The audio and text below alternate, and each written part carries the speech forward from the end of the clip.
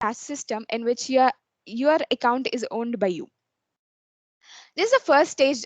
The first stage of whole process is understanding the data. Then we try to process the data, like removing noisy data, like negative values or data that is irrelevant.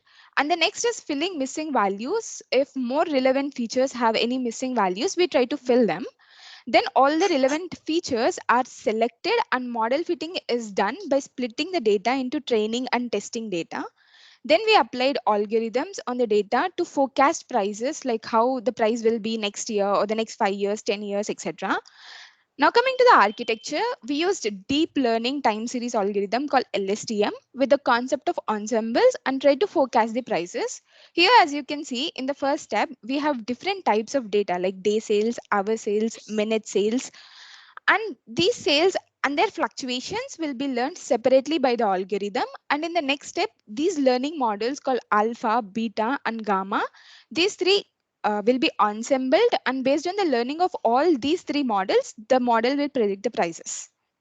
This is the dataset we used. Historical data of different cryptocurrencies. We have 23 different cryptocurrencies and we forecasted all of them. We have 230 columns. So for each cryptocurrency, we have 10 columns. This is how data looks like.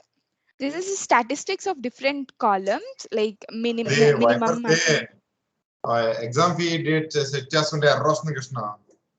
Oh, set చేస్తుంటే exam fee date set చేస్తుంటే column name or number supplied value does not I request participants to please mute. Yeah. So these are the statistics of different columns like date, high values, low values, and close values, open values. And coming to the technology stack, first is Python. There are a lot of features Python offers us. First is its flexibility, which makes it easy for the developers to implement the changes, and its vast and variety of libraries and frameworks. And the next is TensorFlow. TensorFlow is an open source library for various machine learning tasks. Next is Keras. Keras is a high level Keras is a high level API and a neural network library which helps to implement LSTM. This is the accuracy of all the cryptocurrencies. As you can see, you can find Bitcoin is of 0.03 accuracy, and Ethereum is 0.016 accuracy, and accuracies change based on the epochs we give. These are the results of different cryptocurrencies, and this is the sales cross time graph, and the blue one is the actual price and the orange one is the predicted price. The x-axis consists of the time and the y-axis consists of prices, and you can see the predictions of different cryptocurrencies. Thank you. Thank you, Deepika. Thank you, ma'am. I now call upon Ms. Saujanya to take over.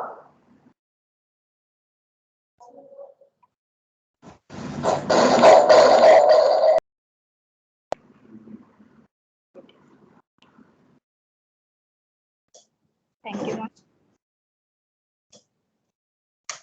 Can I have a screen share option, ma'am?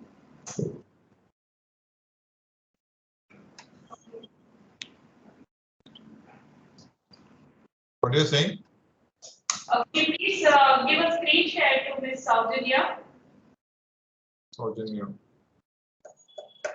Yeah, ma'am. Saujanya, do you have access? Not yet. It's Saujanya K.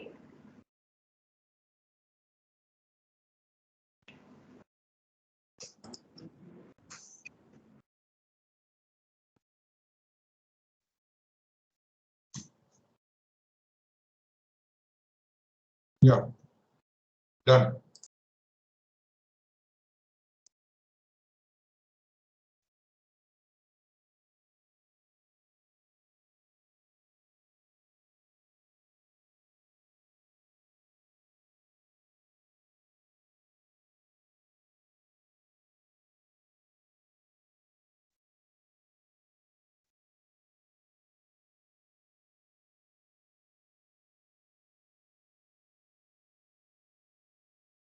Okay. You are unmuted.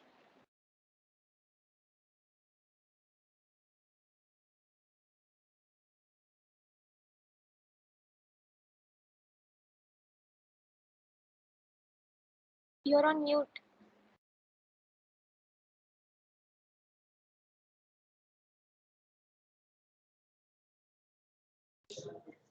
So Janya, don't unmute your side. Just unmute the Beaverite H. The Beaverite H is unmuted. Either way you can do. Either you unmute. So Janya, unmute your mic and laptop.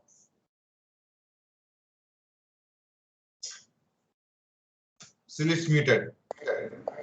Yeah. So you can see. Just mute immediately. Mute.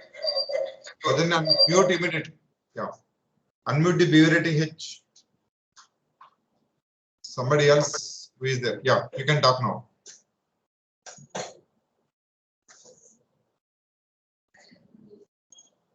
Go to the presentation mode. Hope my screen is visible. Yes,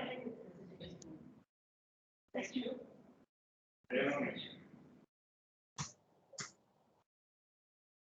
Network bank. Go to the presentation. Yeah, it's fine. Carry on. Sorry for the inconvenience. So the idea of taking up this project in computer vision domain is like when I see my ancestor photo, it is old and in black and white. So I want to visualize in a colorized realistic world. So I took up this project implementation in CNN. So the proposed method is a fully automated process which includes implementation in CNN architecture trained under loss function. The loss function is used to make the value of loss to reduce and to make the efficiency of the algorithm to yield good results. Coming to the technologies used. So the front end is using the Flask library on Python language, and in backend the programming language we use is Python. The tools I have used is Anaconda, and packages are Keras, TensorFlow, and Scikit, supporting the CNN architecture. Coming to the problem statement, the problem is to predict A and B channels for given input grayscale image to generate a color image. So in the proposed method, I will be using the lab color space. So the initial grayscale input is provided to L channel to the network. Now the CNN network must learn the features from the input image, and to predict, it will predict the A and B channels to generate the colorized image as output. So the last function here used is log coset, which is an improvised log function instead of MSC in the existing system. So let us know about convolutional neural network structure. The initial input grayscale image is provided to L channel, and from the input image, the convolutional network fetches up the features from each convolutional layer into 8 layers. So the upsampling takes place at the 5th layer and also 8th layer, and in the activation function, using the activation function ReLU, and finally generates the colored image as output. Coming to social impact, it saves a lot of money on the satellite color image sensors, because the satellite image sensors are very expensive in realistic world, and using these algorithms, it will cut off the price so that the black and white images captured can be colorized, and it helps the humans to visualize them in a realistic world. So photographers and photo studio also use these algorithms to colorize the old images. And now the production studios, which are creating a trend of converting the old black and white movies into color movies. So the social media networks. In the social media networks, these algorithms can add as filters to visualize your products in plausible effects. Coming to project modules, the first we need to set up an environment with the technologies mentioned earlier, and we need to collect the data set. I have picked the cherry picked the data set from Google, and I have collected few images and processed under the pre-processing technique, and the image will be trained using the CNN network to generate a colorized image. Here is a demo for you.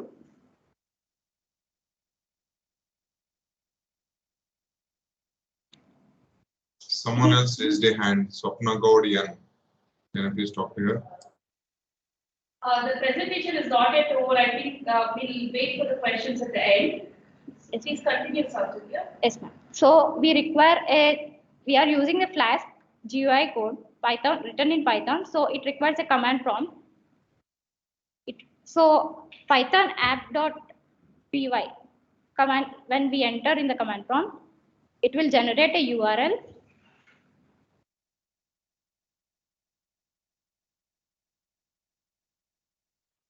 I will copy the URL and open in a Chrome browser.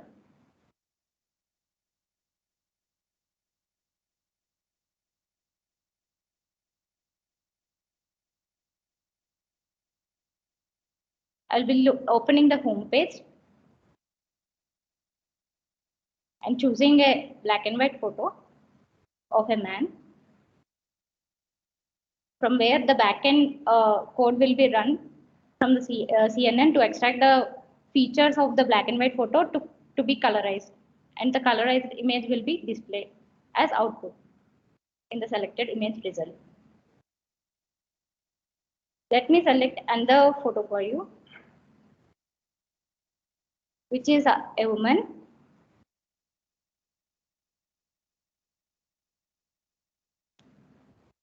So the colorized image is displayed in the selected image result. Thank you.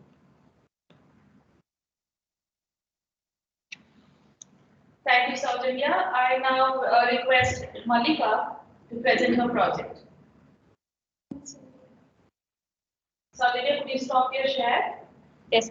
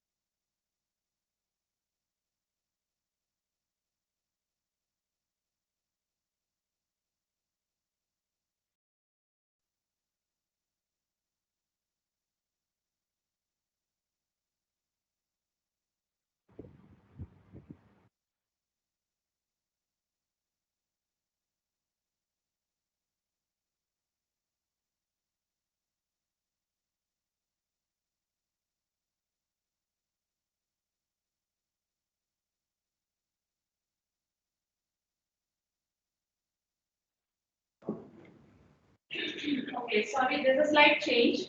Now I call upon Ms. Bhumika and her team to present their project.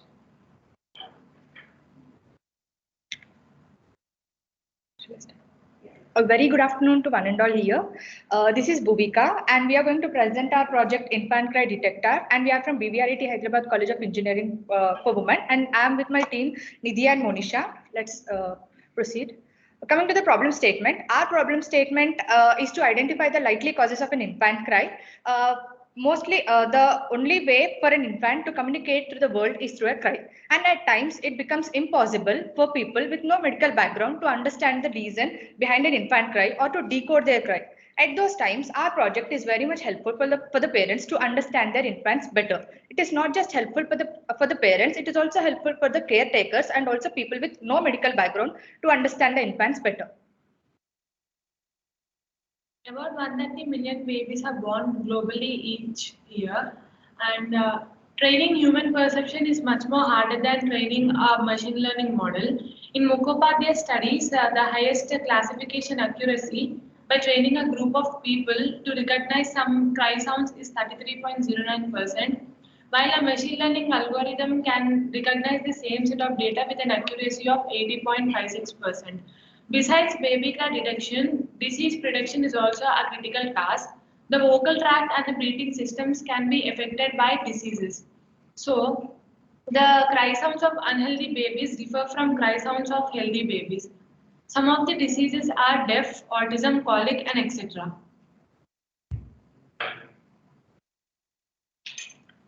So here comes our solution to the problem statement, which is building an effective machine learning model, which basically classifies the reason behind an infant cry. As of now, we have discussed 5 different reasons for an infant cry, being belly pain, hunger, discomfort, emotional ailments, etc. So our machine learning model has 3 major steps. First being pre-processing, second feature extraction, and the final classification. In the pre-processing stage, we are actually going to filter out the noise present in the audio signal. In the feature extraction stage, we are going to select a few features which would be helpful in the classification stage. And finally, in the classification stage, we are going to use a best fit classification model to identify the reason. Coming to the pre-processing stage is required to extract the required audio signal. The infant cry audio lies in the most sensitive range of a human audible frequency. That is, it is around 440 hertz to 510 hertz. So, which is very sensible range. So, for obtaining the infant cry audio signal, we have to use some filtration processes, and we also use the pre-processing stage to remove the noise or the unimportant signals, unimportant parts of an audio signal. So after performing the pre-processing stage, we will have the required audio signal on which further steps will be performed.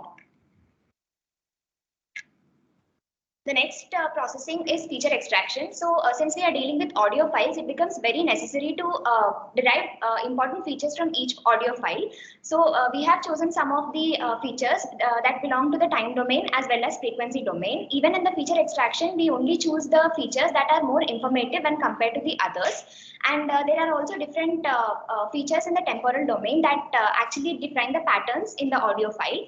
We are for our project we are using mel frequency cepstral coefficient. So it is used to actually give the perfect shape of an audio file. So the shape is actually used to denote the tone quality or the tone quality of the audio file that we are using. And then we chose mel frequency cepstral coefficients because when working with audio files, we found that it was giving the better accuracy, and it also outputs a frequent feature vector as an output, which has different coefficients that are gathered from an audio file. Coming to the classification, as of now, we have worked with 1800 audio files, all of baby cries, and this audio set is actually divided into 80% training and 20% testing data. We have chosen the model to be CNN because CNN works best with image classification and audio classification. Since we are doing feature extraction converts the features into a form of image. So this image is processed using our CNN model that is used to train our model to find the class of baby cry. So if now at this point of time, our model is predicting in the form of numeric values. So if it is 0, then it indicates that the baby might be crying, and if it is 1, it might indicate that the baby is burping. Novelty in our project, most of the prototypes available in the market only facilitate detection of the infant cry. Some of the products that are available in the market are baby cry detection, automatic swinging, and digital baby monitoring. Novelty in our innovation is to assist the parents to identify the reason of the baby cry.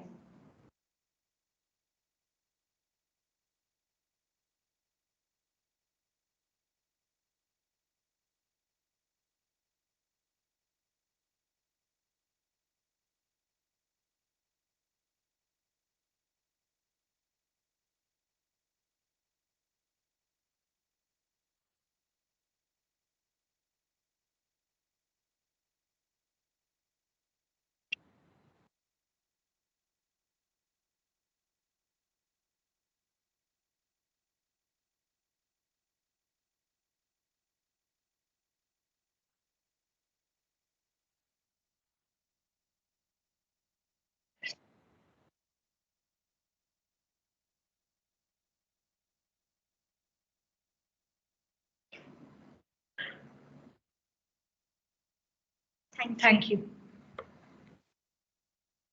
Thank you, Bhumika. Now I call upon Ms. Malika to present her project.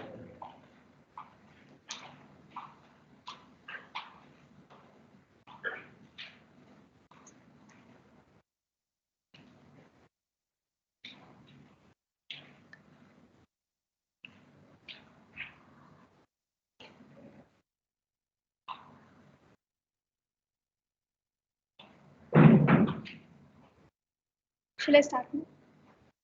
Good afternoon, everyone. I'm Malika from BVRT College, Hyderabad. So I'm from EC department. So my project title is IoT-based real-time AQI monitoring. The problem: the air we breathe is not visible, but it contains many other substances. The substances which are not invisible. The substances like nitrogen, oxygen, carbon dioxide are present with a concentric fixed level in the air. But if there is any change in the values due to any human or natural effect, it may cause to the air pollution. The air pollution will be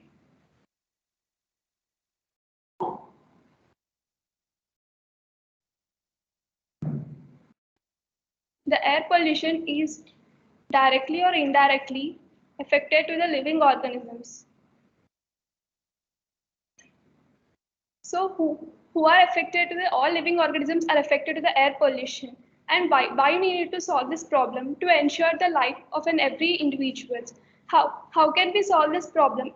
We have approached a novel idea, like we are going to monitor each locality with taking a real-time data using some sensors of gases. Next slide. So this is a survey which was conducted in 2020 for India in major cities. It was taken as Delhi, Kolkata, Mumbai, Hyderabad. So we have calculated their AQI values, that is air quality indexes regarding to PM 2.5. If there is any particle in air which are less than the diameter of 2.5 microns, then these particles are very hazardous or dangerous to the life. These particles can easily penetrate to the skin of the human beings and cause heart attacks, lung diseases, etc. Next slide. Our solution requires a sensor-based ecosystem. It is a model built with a collecting of data, processing of data, uploading data in cloud, connecting to server. So this is our model. It contains of three different types of sensors. Particulate matter sensor. It is a sensor which senses the air, which centers other particles instead of gases in air. CO2 sensor. It is a sensor named as ZJM, and NH3CO sensor. It is named as CGNMU. And we have used an ESP32 module for Wi-Fi connection. First step is in our solution is the collection of data. So we have choose here the location is our institution. So we have choose the data in our institution. First, we have used by using these three sensors, we have collected different gases around our institutions and we have uploaded it to the cloud ThingSpeak. Next slide. Next. So here in this ThingSpeak, we have created up to 7 different fields, in which 4 fields shows the different gases present in our college surroundings, and the other one is calculating the AQI values, and other for the PM 2.5 concentration, and other is to the comparison between the AQI values present and the constant PM values. Next. Next. The result is, after calculating the all values in cloud, we used an read API and uploaded to the college institutional server. So here we can see that the BVRT had 60. It means the air quality here is up to 60. So it's a moderate area to live. And we also compared the other locations in Hyderabad like Shanat Nagar Central University. We can see that the zoo park, which is an unhealthy area. So in this way, the people in their locality can easily monitor the air quality indexes and can save their lives. Thank you. Yeah, thanks to all the presenters. I see that there was a hand raised. So, do we have any questions? Is the hand still raised?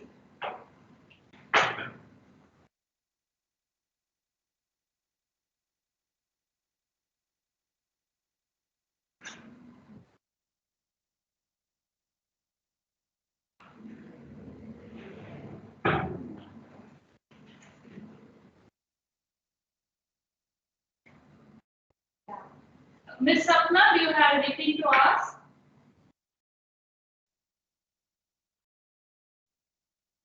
Okay, since we're not getting any response from Sapna, I thank all the presenters. And before I conclude, I would also like to mention that one of the projects, the infant cry detector, has won first prize and has received 2 lakh rupees of grant at Assistive Technology Summit 2.0, organized by Telangana State Innovation Council. And even the safe quality monitoring system is a live project which is going on at total 7 locations in Hyderabad, including our campus as well.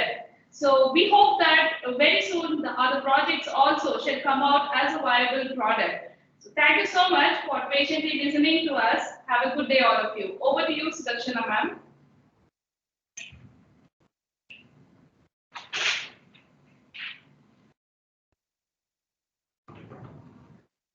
Your mic is- Wonderful presentation.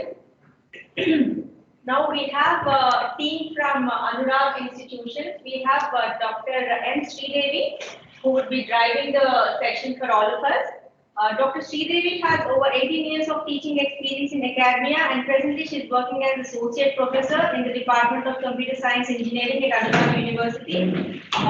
She's passionate about learning and mentoring the students in their data science journey. We would like to view your projects, Dr. Sridevi. Over to you.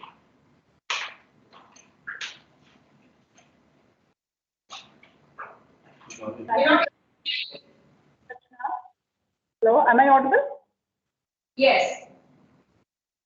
Thank you, Sulakshana. Thanks for giving the opportunity for the Anurag University students to showcase their project in this platform, Women in Data Science Hyderabad, along with the experts in data science field. Good afternoon to all the participants who have joined us.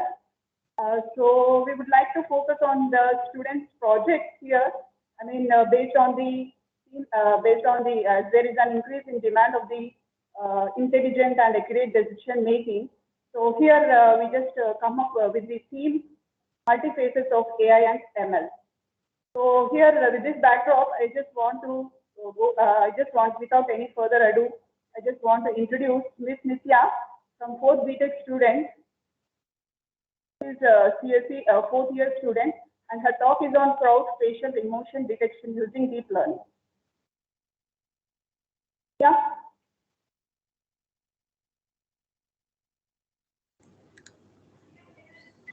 Ma'am, is she there with you or she online? Hello.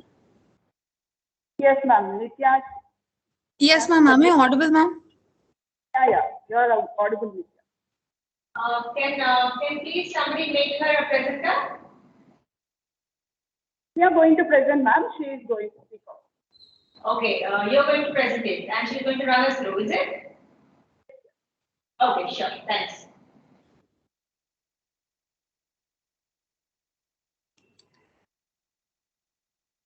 Nitya, you can start.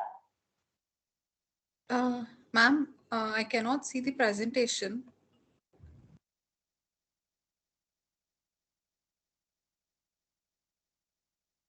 Can you make her presenter? Yes, what's her name? Nitya. It's Nitya, ma'am. Nitya. Can Nitya be made presenter, please? Yeah, ma'am. It is visible now. Can you go ahead? Yeah, sure.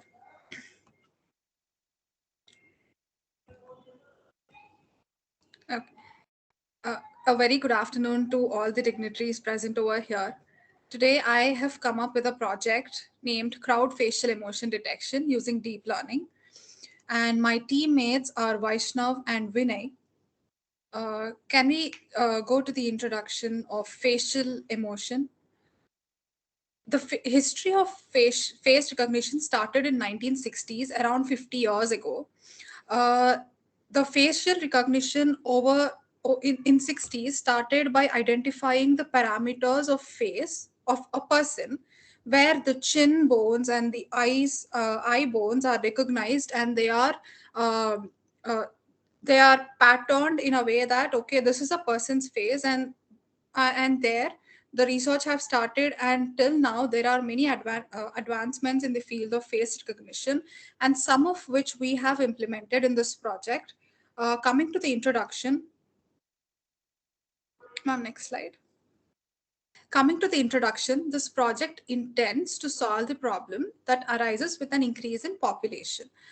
So here the machine will automatically detect the crowd count. Taking the live capture, the system developed will automatically record the crowd count, and it will identify the emotions in the person's face, and it will detect the output emotions in a text format.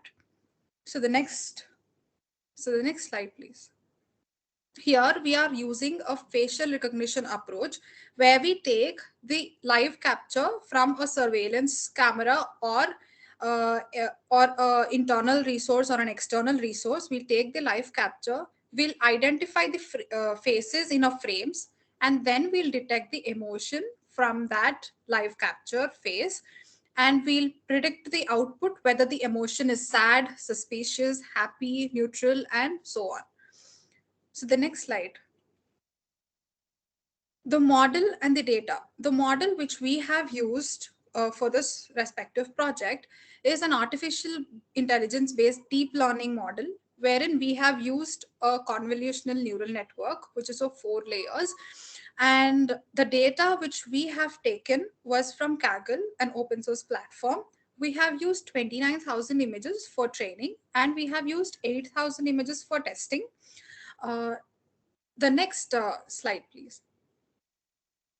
So the CNN model, to put it in a one go, after capturing the live feed, the attributes are marked for each person's face that is identified, and there will be frames formed around the face of each person identified in the particular video. After forming a frame, the live capture is fed into the deep neural network system, wherein we are using a sequential model over here.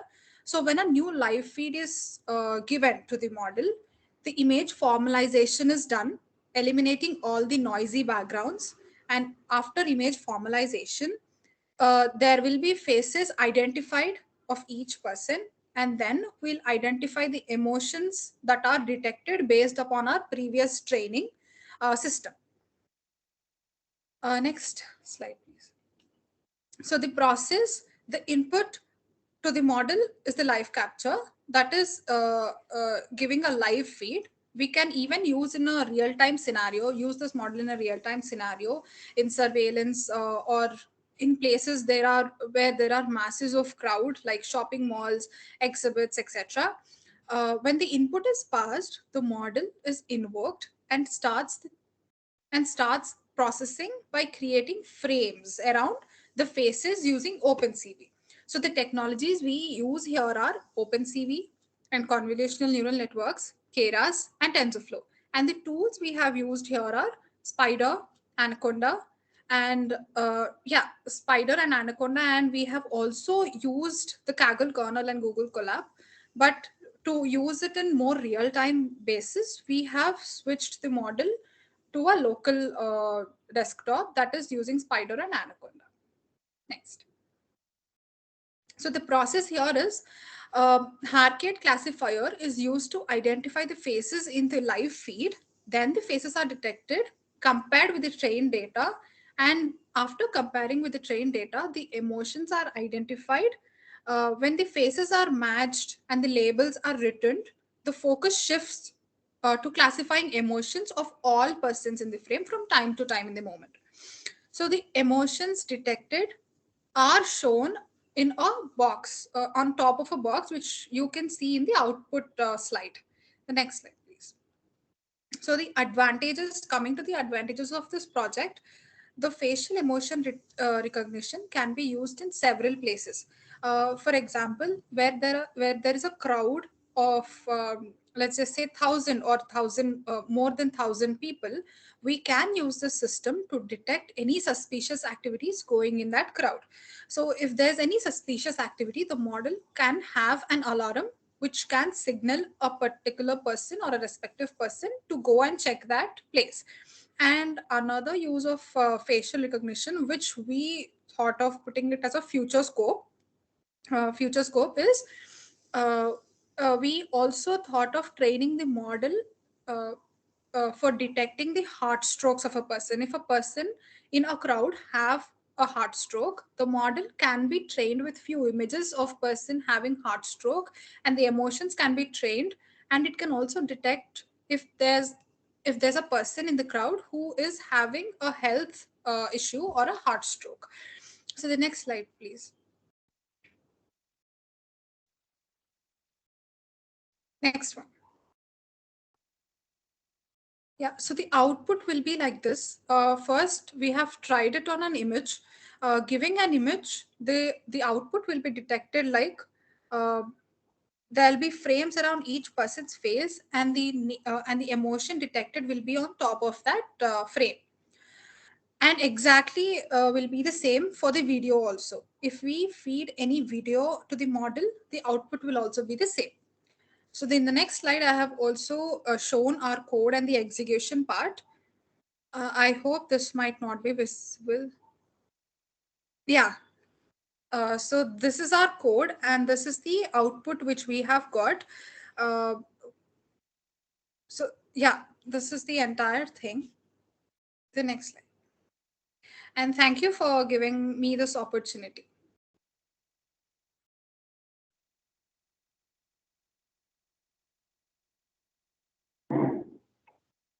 Thank you, Nitya. Now I call upon third year student Bhavani. She is going to handle on the topic AI-based crop design. Bhavani.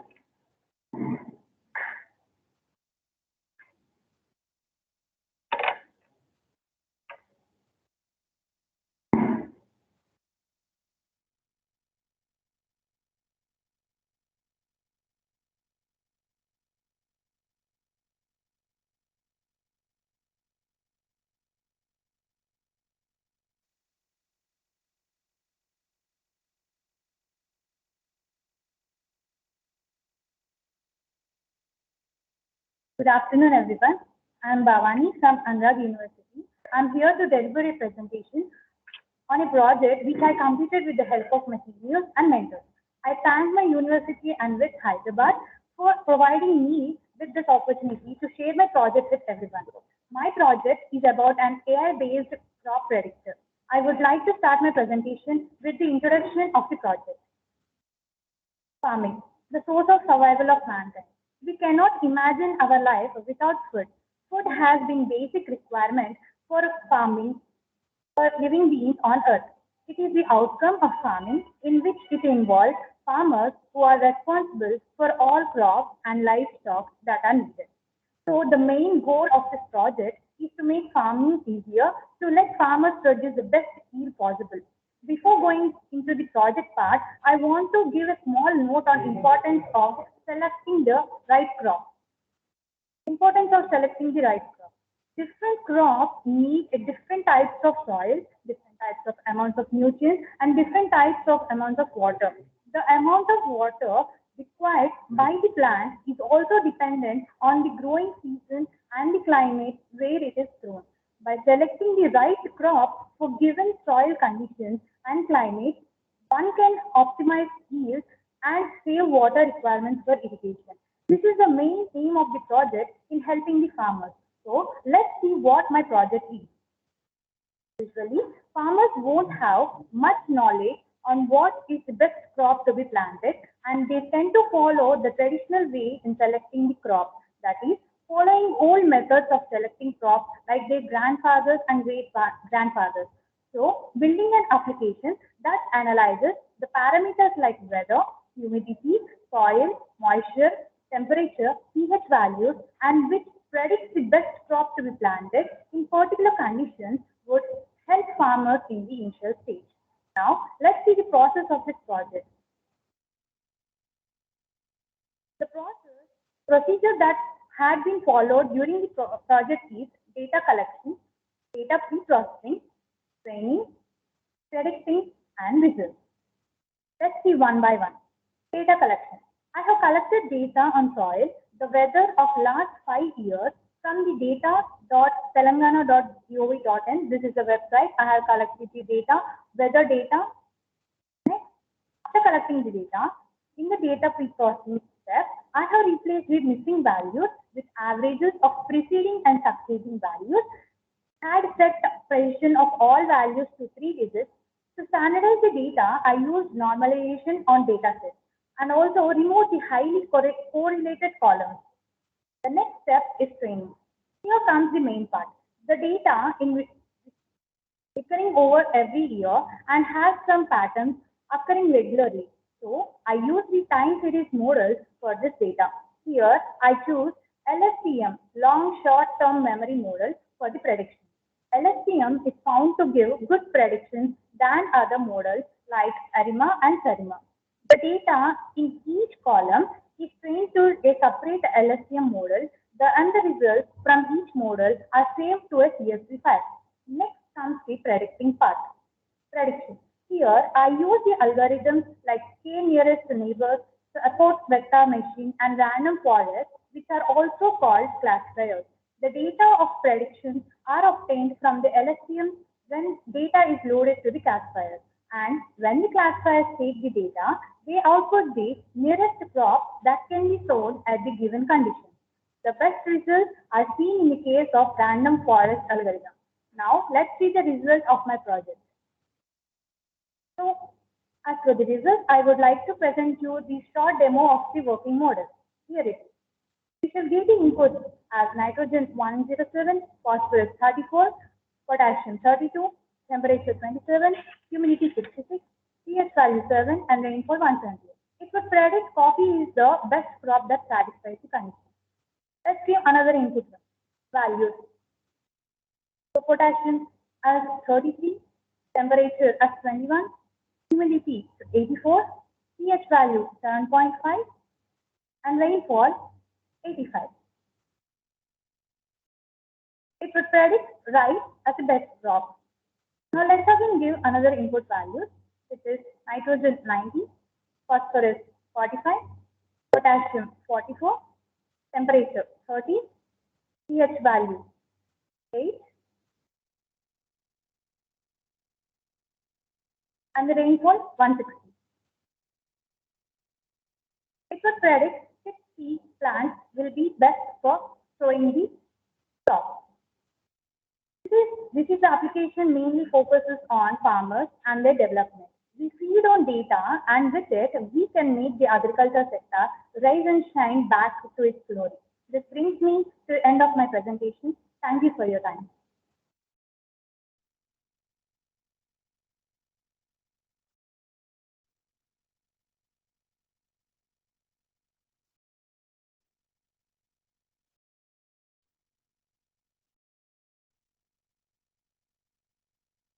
Thank you, Bhavani. Finally, we have Zubena Fasri from 4th year, department, Hyderabad University, and her project is on breast cancer detection using pre-trained models. Over to Zubena.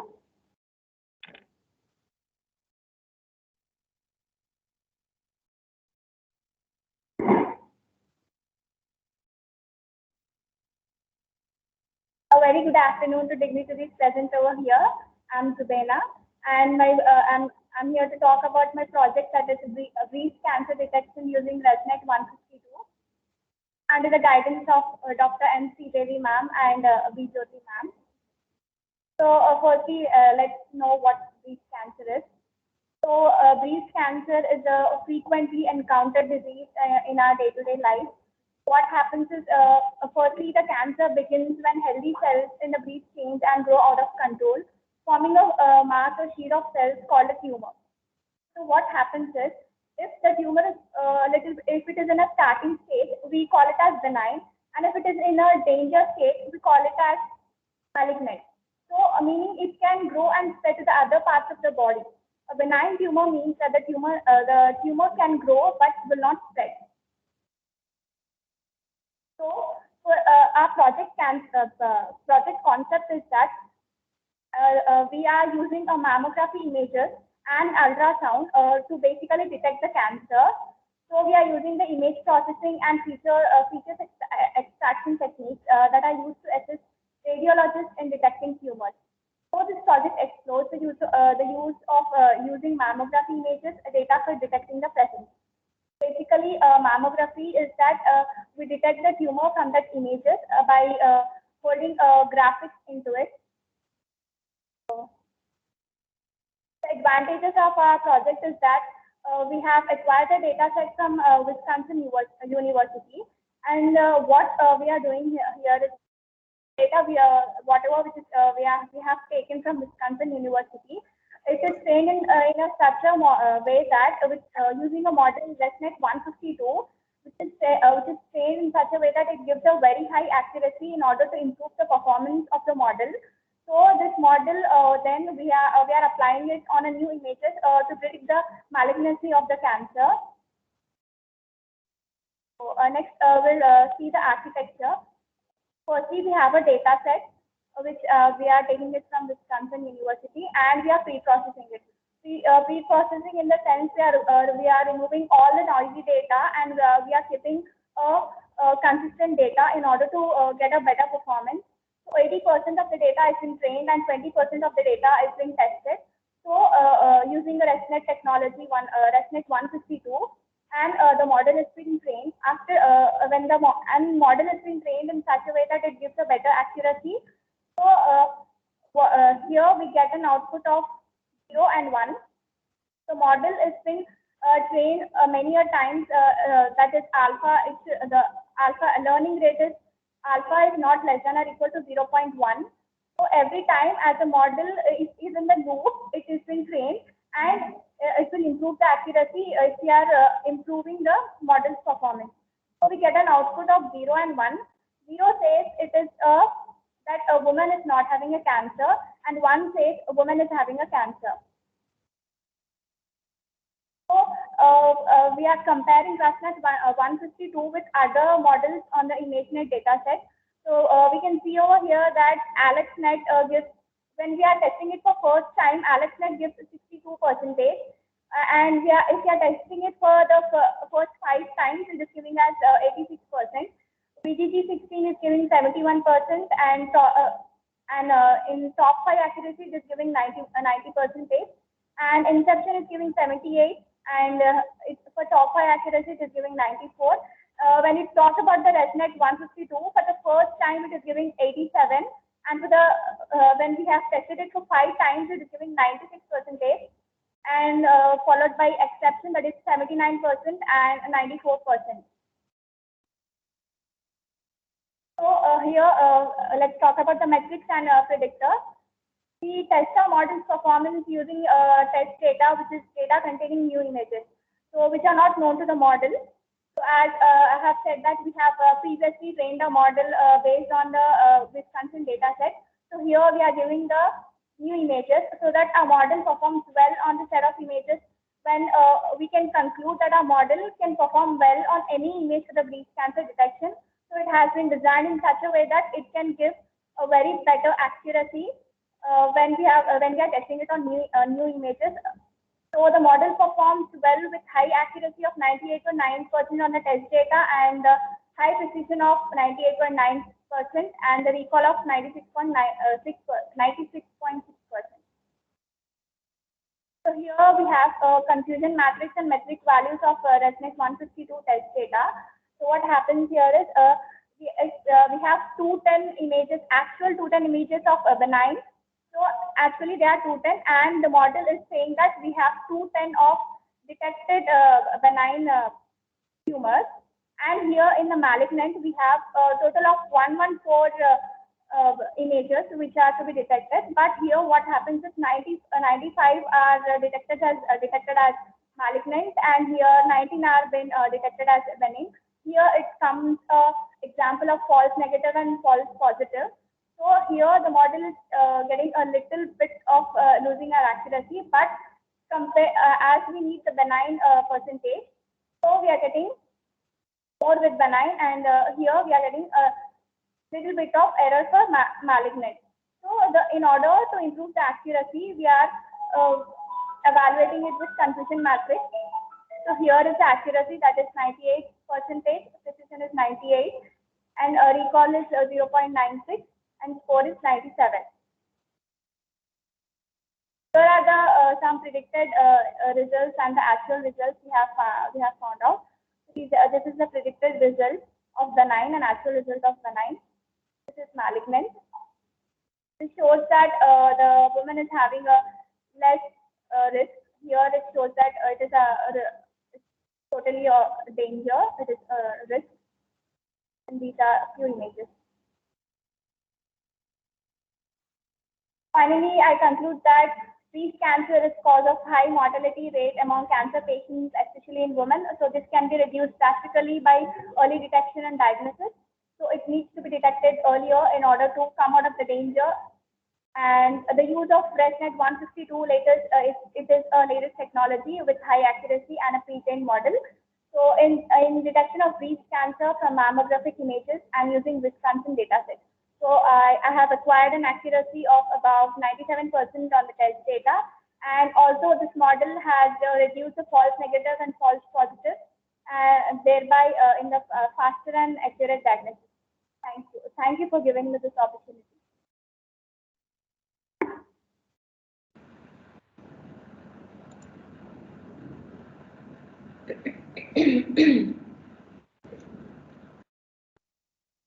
Thank you, Sulakshana.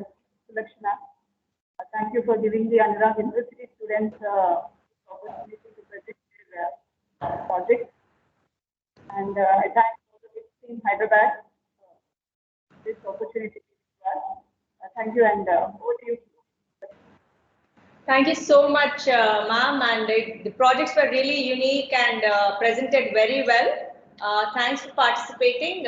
See you all.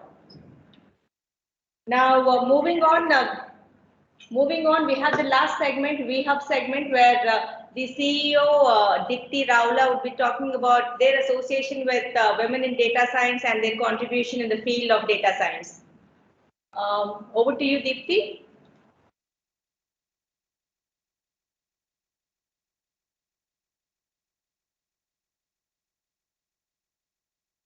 Thanks, Lakshma.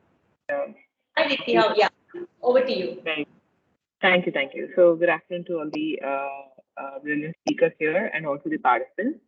So I head WeHub for the government of Telangana, which is a initiative to support and foster women entrepreneurship.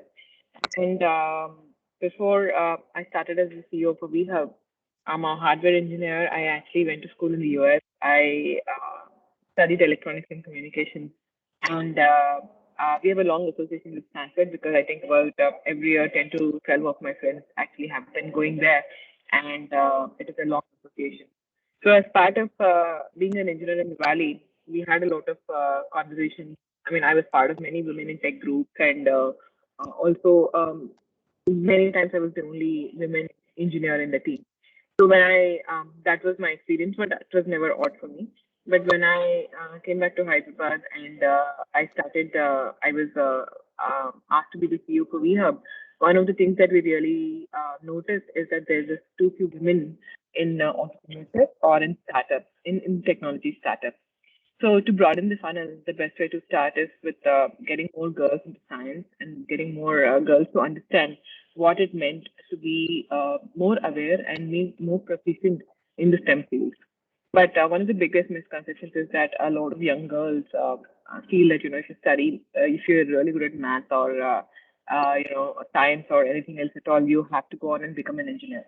So we have to shatter that myth because, in a collaborative world, we are talking about, the future of skills and so much more.